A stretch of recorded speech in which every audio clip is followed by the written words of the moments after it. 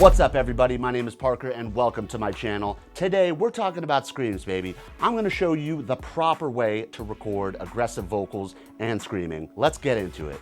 Don't tell me again, the sun will rise! Yeah, f it, we're doing it. We're talking mics, preamps, compressors, plugins, stacks. I'm spilling all the secrets, baby. I feel like every metal and core producer needs to know how to record scream. It's not that hard. It's pretty simple, to be honest with you. There's so many good tracks out there that are just ruined by bad scream. The song is so sick, but the vocals are trash. Literally just turns into a mud fest, okay? You can't hear anything, can't hear the guitars, can't hear. Nobody wants that. So do your music a favor and follow along with me. I'm gonna show you everything you need to know to record amazing scream vocals. Menacing, if you will. Now to show you all these vocal tips and tricks, I'm gonna be breaking down exactly how I recorded Control-Alt-Delete by the band Elitist. So big shout out to them. I literally had Elitist on repeat all the time back in the day. Caves, Reshape Reason, and of course their self-titled, all masterpieces. Now let's jump in. We're gonna start from the vocals, going through the mic, into the pre, into the compressor, and then into your DAW. First things first, before you record, there's a couple of things you gotta start thinking about. You need to map out your game plan for recording the song in the correct order, okay? Now what does that mean? Well, I'm gonna tell you. What tone are the main screams gonna be? Is it gonna be mainly Corey Taylor mids and then some Mitch Lucker highs? Is there a clean chorus? All of this is important to know before you even get into the studio. You gotta familiarize yourself with the song, with the band, with the actual vocalist. You gotta listen to the demo track, and you gotta listen to the important parts, okay? Where is the emphasis? Where's the syllables? Where are the breakdowns? Just, let's say it. Give us the breakdown, okay? You gotta know all this so when you get into the studio, your session is gonna be smooth. Now, choose your recording order wisely. You're only gonna have about 4 to 6 hours before they're dead on the couch, throat is hurting, chugging honey on the side. You wanna get the best out of their vocalist, you wanna push them as hard as they can, but you only have that 4 to 6 hour window. Realistically, you're gonna have 4 hours. 6 hours, you're pretty lucky. Now for Control-Alt-Delete, we started with the Chris Belay special, okay? All mids, beginning, middle, and end were all mids. We banged that out. That's the most strenuous on his throats. And then we went back, we sprinkled some highs in, and then we went back and got in some more guttural takes. And then after all of the screams, then we went on to the clean vocals. But this video is about screaming, baby. We're not talking about singing. Now the reason why we did lows at the end is because it's not really hard on his voice. He just kills it all the time. So we always do that last after he's feeling good about everything else. You also want to give them confidence. So starting off with mids, it's a pretty good common ground for a lot of vocalists. And then when you get to the hard parts, then they feel good, confidence is up, and you get a lot of great takes. Now before we jump into the Pro Tools session, let's talk gear, baby. We're going in. I'm a huge fan of using condenser mics on screams. It gives you really, really nice crispy highs, a really nice round body, and just full of life. Another great thing about condenser mics with screams is you can layer them really, really nicely. You could put 3 on the sides, you could put 4 on the sides, you could layer on top of each other, and it's still very clear, very crisp. My personal opinion, might be a hot take, dynamic mics just, they're a little lifeless. They handle the SPL of the screams, but not much else. I personally don't get any vibe from it. After recording with a condenser mic, I'm never going back. So right when me and Chris got to the studio, we started playing with mics. We started with the U87. We also tried the Manley Ref card. Those are my 2 favorite vocal mics, especially aggressive screams. We did a shootout, and the winner was the U87. Now the reason why it was the winner was because it gave a little bit more body, a little bit more depth in the vocal. The Manley was a little bit too crispy on the highs for this session. Also, fun fact, one of my favorite Volumes albums, No Sleep, was recorded by Brandon Paddock, and he used a U87 and a Manley Ref, one for each of the vocalists. I think Michael Barr was on the Manley Ref and the U87 was for Gus. I can't remember that well, but I'm pretty sure that's how he did it. Also one of the sickest sounding Volumes albums out of all of them. Via has the best songs, No Sleep definitely has the best production quality. Shout out Brandon. Also more recently, I saw Daniel Bronstein use the Upton 251 on the Spirit Box record with Courtney LaPlante.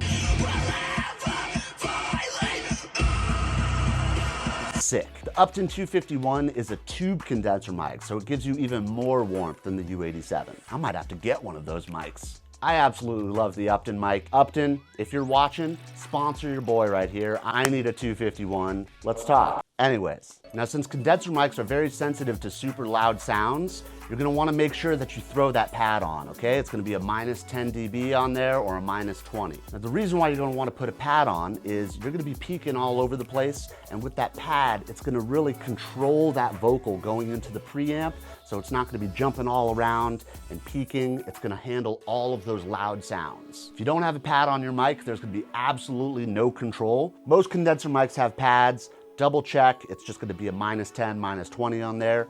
If your condenser mic does not have a pad, you're gonna have to do it on the preamp side, which still works, but I like putting the pad on the mic first, just in case you're gonna have to double pad. Nobody likes to double pad, but sometimes you have to. Now, before we get into our chain, you're gonna wanna get your vocalist about 5 fingers away from the mic, okay? Now, what the hell does that mean? So if your vocalist never heard of this, just tell them to put their hand up, thumb to their mouth, and their pinky to the pop filter, and that's how far away they should be from the mic. Now, if they're closer than that, you run the risk of overloading the diaphragm, and it's just gonna sound terrible. And if you're farther than that, it's gonna be kind of a weak signal, it's gonna sound thin, it's not gonna sound as round and full. Now that we have our mic situated, let's talk about the preamp. On Control-Alt-Delete, we use the Bay 1084. I absolutely love this thing. It literally sounds good on everything. You can't go wrong with the Bay. For everyone not familiar with the Bay 1084, it's literally like a Neve 1073, but with the full band EQ. So I turned the input gain down to about 20, and the output gain I turned down to about 11 o'clock. I was doing all of this by ear until I had my signal sitting in the yellow over at the Apollo. Next, after the pre, I went into the Tube-Tech CL1B, my absolute favorite vocal compressor. My strategy was to get a nice squared out piece of vocal coming in, so I turned my ratio up super high to about 3 o'clock, threshold down to minus 20, and I opened up the attack knob to about 2 o'clock to give the screams more aggression. And then I finally made the release faster so it keeps that vocal chunky and bitey going in. Essentially, I'm using the CL1B as a hard limiter. So Chris can scream as loud as he wants and it's never gonna peak into the red on the Apollo. I really love this combo on screams. The Bay gives it a nice round body, and then the Tube-Tech CL1B darkens the brightness that comes from the mic. Like I was saying, the U87 is a little less bright than the Manley, but it's still bright. So the Tube-Tech really balances out that nice crispy high end so that when it comes in, you don't have to de-ess too much. Now, we did try going into the Empirical Labs EL9, which is a preamp with like a distressor compressor, but it was way too much. It had too much saturation, and it was peaking going on the way in. It was just too much. I wanted to keep it a little bit more clean. Chris knows how to scream. You don't have to fake it with a lot of distortion. Sometimes amateur screamers, you gotta add a little bit of distortion on them because they can't get that nice vocal fry with their throat. But Chris doesn't need any of that, he's a pro. Now my goal here is to get the vocals sounding immaculate on the way in without using any plugins. I'm trying my best not to throw anything on. I might throw a little low-end cut in there. I might throw a little bit of an EQ, but I'm not doing anything drastic. Also, the reason I'm doing this is because I'm like the quarterback in the first half, okay?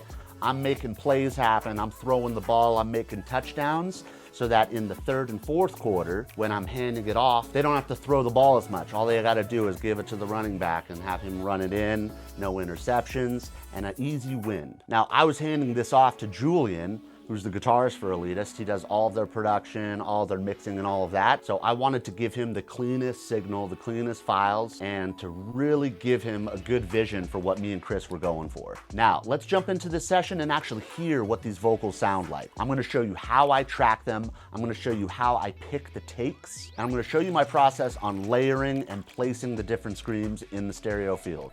If you love the gear in this video, you can actually book studio time and record your vocals in the exact chain that Elitist did. Hit the link down in the description and book your session today. All right, guys, let's jump into the project file. Now, first things first, I want to show you guys the roadmap that I had in my head before we even started. Now, I wanted to start with the Crispelay Spesh, which is like a high mid-range scream, essentially most of the song. That sounds like this. So tell me again, the sun will rise. There's no chance we'll see, it's hard to believe. And I'm starting to feel this isn't real. So super beastly. And if you notice, there's not a lot of plugins on this, guys. Now, my main focus was getting good takes and fixing problems. Chris is super, super good at doing doubles. So the way that we kind of attacked this was we were taking it line by line, and then we were just hitting doubles straight away. So this first line, we just got a bunch of good takes of this, and then I picked 3 of the best takes. We did a left, we did a right, and then we did a center. And once we had all 3 of those good takes, I picked my favorite one, and then we made that the center. Take a listen. Don't tell me again, the sun will rise. There's no chance we'll see it. Super, super beast. I wanted to create a wall of screams. So let me show you what the left and right sound like just by itself. And if you notice, there's 0 reverb. Don't tell me again, the sun will rise. There's no chance we'll see it. I only wanted to put reverb on the main center vocal, and I wanted these to kind of just beef everything up. If you notice too, there's kind of a lot of reverb on that center track. Don't tell me again, the sun. There's a lot of reverb, but with the dry left and rights, it's a really, really nice balance. Now, after we did the Chris Belay high mid spesh, we went to the mids, okay? I believe the mids are somewhere over here. Let's check it out. We can't speak, we can't So if you notice, speak. it's a little bit more mid-rangey than his highs. In this cold dark bus, I know this well.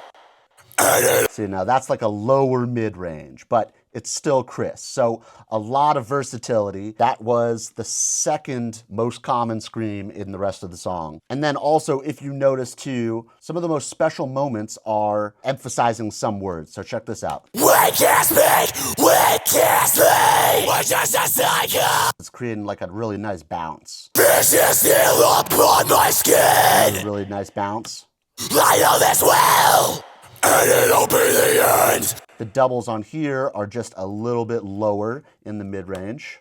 And it'll be the end. Really, really powerful mids. And I'm not too worried about the, like, what tracks are which. The way that I kind of separated them was literally just mids together, mains, and then the super highs and the super lows. Very, very easy, very simple, nothing too complicated. So before I show you guys the lows, I want you guys to notice there are not a lot of plugins on this. There's literally just an EQ and a compressor on most of these tracks. The lows, I scooped these mids out just so that they fit in with the rest of them. But dude, all of the mains, I'm just cutting lows. So nothing crazy, guys, nothing crazy at all. Now, when we get to the T-Rex stacks, those are some of the most fun moments when you're tracking scream vocals. Check this out. Tell me this will be okay. So I call this the T-Rex because it sounds just like a dinosaur, like a crazy T-Rex just about to growl and bite your head off. Tell me this will be okay. Tell me this will. Tell me this will be okay. Tell me this will. So that's awesome by itself, but once you add the lows, tell me this will be okay. Massive, massive wall of screams. Now to get these lows sitting right with all of the other screams, I found a couple of these dips right here. So this is kind of like a mid-range dip. So it's kind of like that boxy sound. So I bounced that out at 672. That was gross, couldn't take it. And I believe that I did it, yep, I did it on the other side as well. This frequency was probably living where these guys up here were. Tell me this will be okay.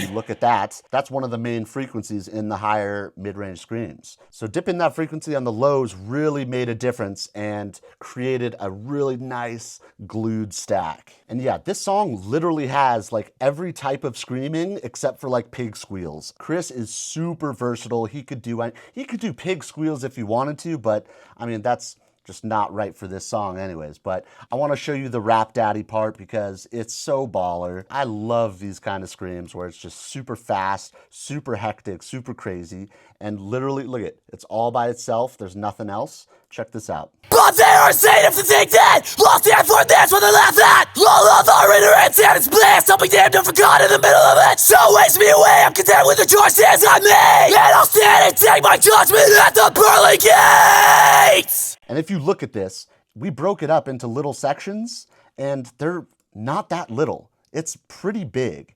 And I know that this is super hard for a lot of people to do, but Chris literally banged this out. I remember it was so quick. I was so surprised how close it was. Like, look, there's barely any takes on there. So yeah, and then another thing, I'm really keeping everything pretty organized. My labeling is a little weird, but at least I know what it is. Got the dubs over here, we got the mains, but try to be as organized as possible, especially if you're delivering it off to somebody else. I remember when I delivered the stems for this, I was extra careful at naming everything. I made everything super organized, so it's very easy to pull up and making Julian's life super easy. So before we get into the parallel compression trick, I want to show you this really dope moment that Chris really came up with, and then I kind of executed it for him. It's just a super, super sick moment. Here, check this out. This thing was just a cycle on repeat. Is super crazy. All I did was I automated the volume all the way down and then all the way back up again, so it kind of sounded like you were falling away and then coming back. And then what we did was, I think I did like a little reverb freeze. Yeah, a nice little reverb freeze on both sides. And that really created like a super sick moment. Go check out the track. I think it's like 30 seconds in. Really cool sound design moment. Now, last thing that I wanted to mention, a super slept on trick, is this parallel compression trick. As I was showing you earlier, there's not a lot of plugins going on. But if you go down, I got a ton of different sends going on. So I got a clean send for the clean part. I got lows. I got the reverb sends. I got the clean reverb sends, delay. Then I have this vocal bus right here. Now, I haven't seen any other like metal producer do this at all. I do a ton of EDM, and in Pro Tools, they do not have this certain plugin, so I had to kind of do a little bit of a workaround. Obviously, you can see it's right here, Serum Effects. And all I did in here was I used the multi-band compressor, okay? I put the threshold to like -11. I didn't touch the gain, and I just pulled up the mids and the highs to give it a really crispy, cutty vocal. Now, putting this on just the regular track would be way too much. So what I did was I used it as a parallel compressor. Now, before I did that, I cut the lows on that because I don't want that to stack up. Now, I just want to show you how big of a deal it is to parallel compress with OTT in Pro Tools. It is so sick. Now, I'm not talking about the actual OTT plugin. It's the OTT within Serum Effects. So check this out. Here is with no parallel. I'm going to take the reverb off just so you guys can hear it too. So tell me again, the sun will rise! So that's no parallel compression. And here's with parallel compression. So tell me again, the sun will rise! There's no chance we'll see, it's hard to believe! It absolutely transforms the screams, okay? Now, if you look, it's not too much, and it's still keeping it clean for Julian. It's not doing anything crazy. It's really adding glue. It's adding a lot of shine to it, and it's also controlling a lot of that crispiness. I chose to put it on pretty much all of the screams. Honestly, guys, I'm giving you the sauce right now. Pro Tools is my baby, but I use Ableton a lot, especially when I'm producing. I only use Pro Tools nowadays if I need to. And going back in and not having my OTT was a little crazy, but I found it in Serum Effects again, and it's absolutely baller. The last thing that I want to leave you with is just my reverbs and delays. Now, I gave Julian clean versions of all these stems, so just in case he didn't like my parallel compression, just in case he didn't like my reverbs or delays, he didn't have to use them. But again, I'm conveying me and Chris's vision for the song, and if Chris is approving the reverbs, if he's approving the delays, it's a good sign. Also, last bit on the Serum Effects parallel compression kick. I sent the lows to a different OTT. And if you look right here, the mids aren't even pushed as much. The lows I actually pulled down a little bit, and then the highs are pretty much in the middle. Again, check this out. I pushed everything on the mains, and then the lows, pulled that down, because it's just a different tone and it's super aggressive, so you gotta be very careful when you're dialing it in. Now on to the reverbs and delays. My go-to reverb for scream vocals is the EMT 140 by UAD, okay? I really love this for a lot of vocal situations, but specifically for screams because it just has a really, really nice tone. I just close up the reverb time over here to just dial it in rhythmically with the song, and it just sounds great. It honestly sounds awesome. It's really nice and shiny, but it's also in the background too. So you can really pump it up a lot without noticing it in the mix. And then after the reverb, I'm cutting all the lows all the way to 430. Now with the delay, I can't show you, but I remember what it is, okay? The plugin's inactive. It's an older session. Sorry guys, okay? But what I used was FabFilter Timeless. It was Timeless 2, okay? Now they're on Timeless 3. Timeless 3 is super sick, but Timeless 2 had a really, really nice filter delay tone that I absolutely loved. Sometimes the Timeless 3 doesn't even have that same tone, but I've found some workarounds. Maybe I'll make a video about Timeless because it's a super powerful delay. I absolutely love it, but there was something special about Timeless too. And that's about it, guys, okay? So we also did cleans, but I'm pretty sure we did not do it in the same session as all of these screams. I was working Chris, okay? I think we only did like 4 hours before he was just done. But we did the entire song. We did all of the screams in one session. And then he came back and did all these cleans over here. I think Nick Knock was saying it sounded like the dude from North Lane, which is kind of sick. I'll take that as a compliment. I think that's awesome. But it really, really shows the versatility of how good Chris is at vocals. He could do crazy cleans. He could do crazy lows. He does it all, okay? And he really, really showed it off in this song. Go check out Control-Alt-Delete. You could see what he changed. You could see what he kept. It's really, really cool seeing a project come from nothing with vocals to a finished product. So go check it out on Spotify. All right, that's a wrap on how to properly record scream vocals. We went over mic selection, preamps, compressors, layering, also some tracking techniques. We pretty much went over everything, but this is actually half the battle. Once you've got killer raw vocals, mixing is where it all comes to life. Now, Julian is very particular with mixes, so I didn't get to mix this record. So if you want a full deep dive on how I mix aggressive vocals and screams, drop a comment down below.